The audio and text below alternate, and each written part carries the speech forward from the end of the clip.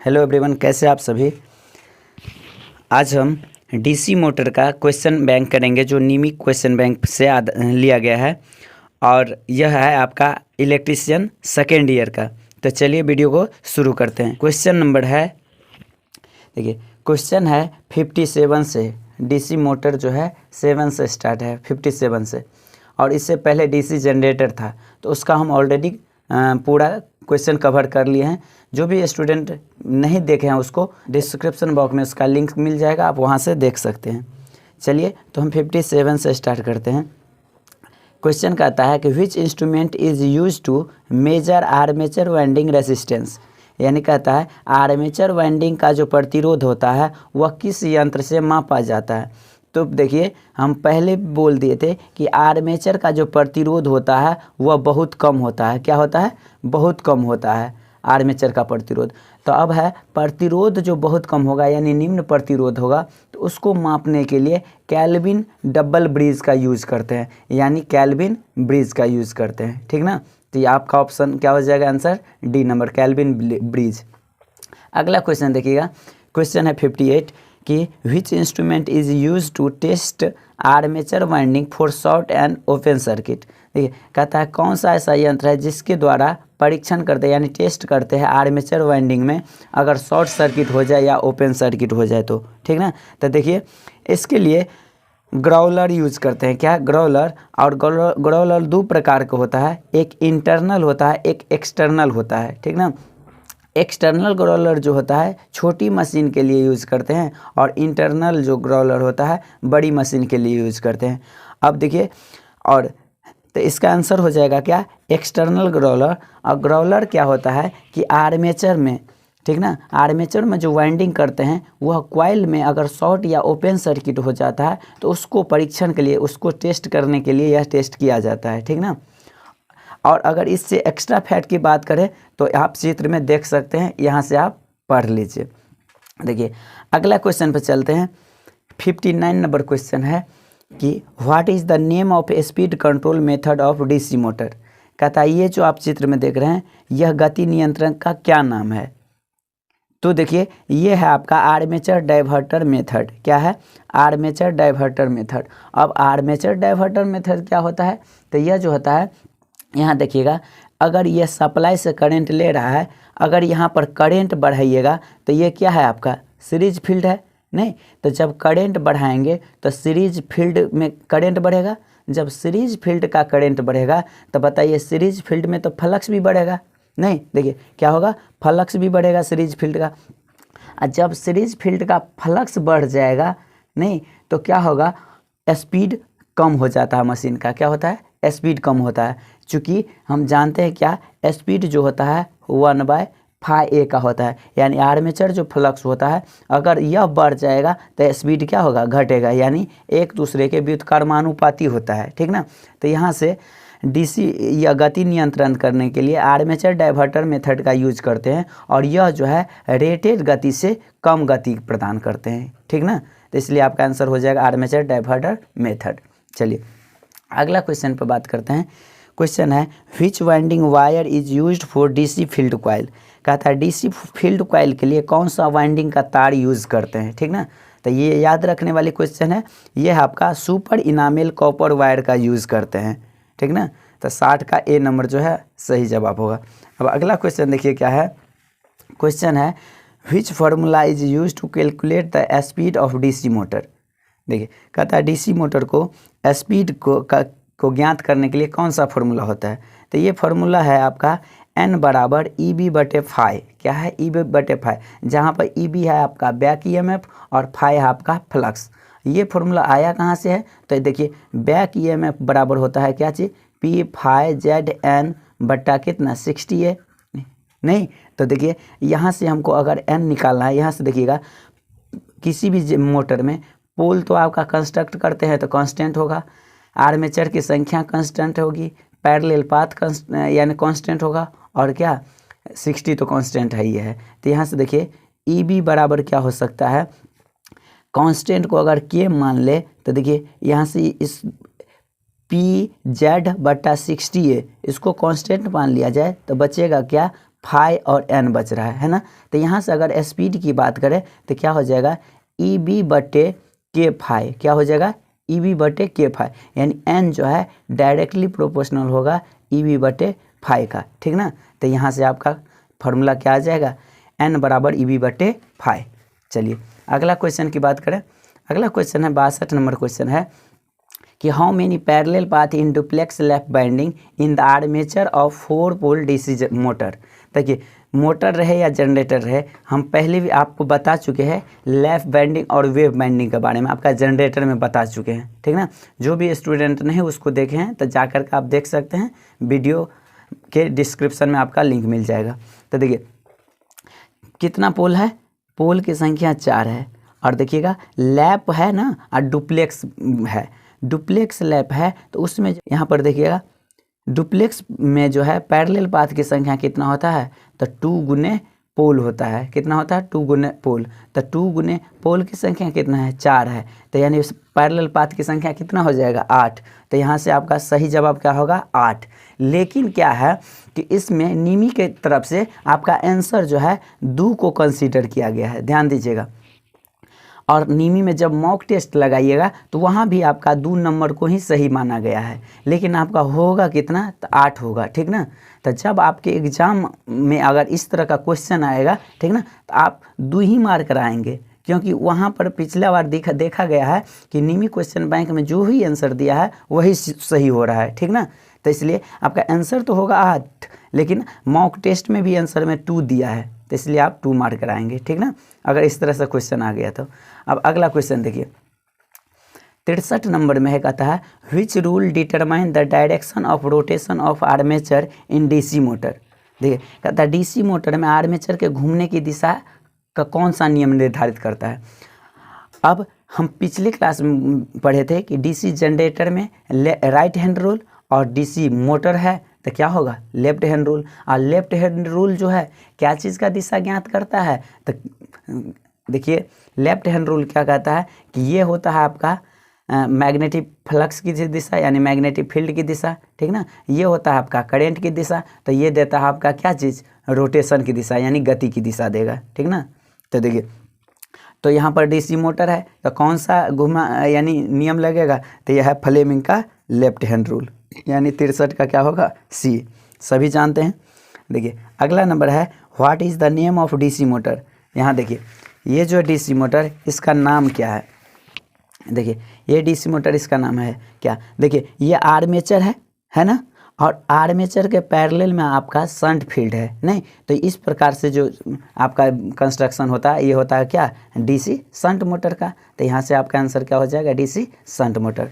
अब अगला क्वेश्चन देखिएगा, अगला क्वेश्चन है 65 नंबर कि which rule determine the direction of current in DC motor. यहाँ से देखिए समझने वाली बात है कि डीसी मोटर में करंट की दिशा ज्ञात करने का कौन सा नियम है। अब बताइए डीसी मोटर में तो करंट का दिशा ज्ञात तो नहीं होता है, करंट का दिशा दिया रहता है, नहीं हमको दिशा किसका फाइंड आउट करना है, तो मोटर किधर में घूमेगा यानी गति किधर करेगा। लेकिन यहाँ पर ध्यान दीजिएगा अगर डीसी मोटर में हम पहले बता दिए थे कि फ्लेमिंग लेफ्ट हैंड रूल और जनरेटर में राइट हैंड रूल, लेकिन यहाँ पर पूछ रहा है आपसे कि करंट की दिशा ज्ञात करना है, ठीक ना। तो कहिए करंट की दिशा अगर ज्ञात करना था तो जनरेटर में देखिए जनरेटर में से क्या करते थे फाइंड आउट करते थे, फ्लेमिंग का राइट हैंड रूल से करंट की दिशा देता था, तो यहाँ पर करंट की दिशा अगर ज्ञात करना हो तो क्या हो जाएगा फ्लेमिंग का राइट हैंड रूल, ठीक ना। यहाँ से ध्यान दीजिएगा अगर कहतेगा डीसी मोटर में कि दिशा यानी मोटर की गति की दिशा ज्ञात करने के लिए क्या यूज़ करेंगे, तो लेफ्ट हैंड रूल हो जाएगा, लेकिन करंट की दिशा ज्ञात करने के लिए बोला जाएगा तो फ्लेमिंग का राइट हैंड रूल हो जाएगा, ठीक ना। यहाँ से ध्यान दीजिएगा। अगला क्वेश्चन देखिए कहता है अगला क्वेश्चन कि what is the formula to calculate the current taken by DC shunt motor armature. DC shunt motor armature द्वारा ली गई धारा की कैलकुलेट करें यानी गणना करें। तो देखिए इसके लिए बैक ईएमएफ बराबर होता है ईबी बराबर होता है भी minus I A R A, क्या होता है भी minus I A R A. हमको आर्मेचर करंट निकालना है यहाँ से, तो देखिए तो क्या आई ए आर ए बराबर क्या हो जाएगा, यहाँ से क्या हो जाएगा भी, देखिए इस क्या हो जाएगा भी माइनस ई बी, होगा ना। यहाँ से आई ए बराबर क्या हो जाएगा, भी माइनस ई बी बट्टा कितना, आर ए। तो यहाँ से देखिए ये कहाँ है, तो ऑप्शन सी में है, भी minus E B upon R A. तो यहाँ से आपका क्या हो जाएगा, ऑप्शन सी जो है सही जवाब हो जाएगा। अब अगला क्वेश्चन पे चलते हैं। अगला क्वेश्चन है, यहाँ से देखिएगा, which rule is apply to identify the direction of flux in DC motor. आप देखिए इसमें आपसे पूछा रहा है कि डीसी मोटर में फ्लक्स की दिशा पहचानने के लिए कौन सा नियम है।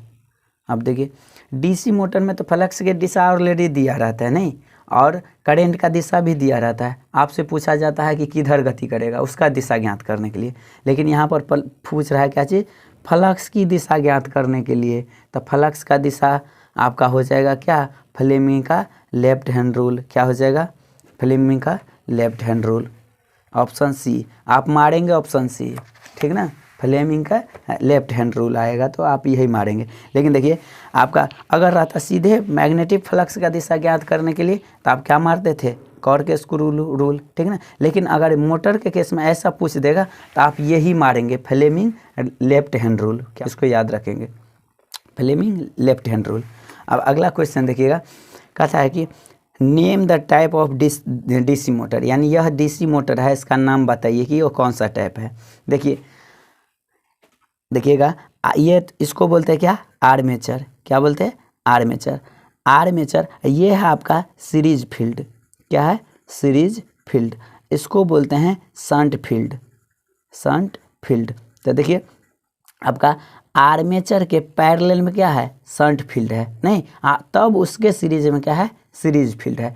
तो इस प्रकार से जो बनता है ये होता है आपका शॉर्ट शंट। क्या बनता है, शॉर्ट शंट। अब देखिए शंट फील्ड और सीरीज फील्ड में करंट का डायरेक्शन अगर सेम रहेगा तो ये बनेगा शॉर्ट शंट कम्युलेटिव कंपाउंड, नहीं, शॉर्ट शंट कम्युलेटिव कंपाउंड। तो यहाँ से क्या हो जाएगा, option D, short shunt cumulative compound, ठीक ना, मोटर, यानी ऑप्शन डी जो है सही जवाब होगा।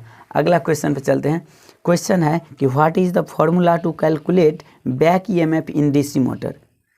अभी बताए थे ई बी बराबर होता है P∅ZN बटा 60A, P∅ZN अपॉन 60A, यानी ऑप्शन सी जो है ये, यानी ईएमएफ बैक ईएमएफ का फॉर्मूला ज्ञात करने के लिए सूत्र होता है, ठीक। अब अगला क्वेश्चन देखिए 70 नंबर देखिए, what is the name of the equipment. इस इक्विपमेंट का क्या नाम है। तो देखिए यही आपका होता है ग्राउलर। क्या होता है, ग्राउलर होता है, ठीक ना। देखिए जैसा कि आप इस चित्र में स्पष्ट रूप से देख रहे होंगे, नहीं, ये क्या काम आता है, यानी इस पर जो है, इसी पर क्या करते हैं, आर्मेचर का कॉइल रखा जाता है, यानी आर्मेचर इस पर रखा जाता है, ठीक ना, आर्मेचर रखा जाता है। और आर्मेचर में शॉर्ट सर्किट अगर हो गया, चाहे ओपन सर्किट हो गया, तो इसी परीक्षण से उसको ज्ञात किया जा सकता है। तो इसको बोलते हैं एक्सटर्नल ग्रोवर। क्या बोलते हैं, एक्सटर्नल। तो यह जो है छोटी मशीन में नापने के लिए यूज होते हैं। क्या चीज़, आर्मेचर में जो दोष होता है, ओपन सर्किट या शॉर्ट सर्किट, ठीक ना। तो देखिए 70 में ऑप्शन में है आपका earth resistance tester, internal growler, external growler, यानी आपका क्या हो जाएगा, एक्सटर्नल ग्रोवर, ठीक ना। चलिए अगला क्वेश्चन पर चलते हैं। अगला क्वेश्चन है कि what is the name of winding if coil pitch is less than pole pitch. देखिए कहता है कि coil pitch less than pole pitch. यहाँ से देखिए ये आपका एक टर्न का हम एक क्या ले लिए, कॉइल ले लिए, ठीक ना। इसमें पिच जो होता है कि देखिए इसमें effective length of the conductor, यानी यही है, ठीक ना। तो इस दोनों के बीच के दूरी को कहते हैं पोल पिच। क्या कहते हैं, पोल पिच कहते हैं, ठीक ना। और कह रहा है आपसे क्वेश्चन में कि कॉइल पिच जो है पोल पिच से कम है, यानी पोल पिच से कॉइल पिच कम है, तो इसको बोलते हैं, अगर यहाँ से यहाँ दोनों कंडक्टर के बीच को दूरी है तो इसको बोलते हैं फुल पिच। क्या बोलते हैं, फुल पिच। आप इससे अगर कम रहेगा तो उसको बोलेंगे आपका शॉर्ट पिच। क्या बोलते हैं, शॉर्ट पिच। यानी यहाँ से देखिए कहता है कि यदि कॉइल पिच पोल पिच से कम है तो उस वाइंडिंग का नाम क्या है, तो उस वाइंडिंग का नाम होता है शॉर्ट कोडेड वाइंडिंग या शॉर्ट पिच वाइंडिंग बोलते हैं, ठीक ना। चलिए अगला क्वेश्चन 72 नंबर देखिएगा, कहता है what is the purpose of series resistor connected with holding coil in DC 4 point starter. कहता कि 4 पॉइंट स्टार्टर में होल्डिंग कॉइल से जुड़े हुए प्रतिरोध का क्या उद्देश्य है, ठीक ना। तो आप देखिए इसका उद्देश्य, प्रतिरोध का उद्देश्य होता है यानी limit the current in holding coil, यानी करंट होल्डिंग कॉइल में जो प्रवाहित होता है उसको लिमिट करता है। कौन? तो उसमें होल्डिंग कॉइल के जो यानी प्रतिरोध जो है उसके सीरीज में लगाते हैं, वह सीरीज प्रतिरोध का काम होता है कि होल्डिंग कॉइल में जितना करंट फ्लो करे उसको लिमिट करे, ठीक ना। चलिए अगला क्वेश्चन है 73 नंबर क्वेश्चन है कि विच speed control method of DC series motor is used for electric train, यानी इलेक्ट्रिक ट्रेन में कौन सा यानी वो भी देखिए डीसी सीरीज मोटर में कौन सा स्पीड कंट्रोल आपका यूज़ करते हैं गति नियंत्रण के लिए। तो ये आपका यूज़ करते हैं फील्ड डाइवर्टर मेथड। क्या होता है? Field diverter method. तो चलिए अब अगले क्वेश्चन पर चलते हैं। अगला क्वेश्चन है कि why shunt field coil is connected in series with holding coil in DC 3 point starter.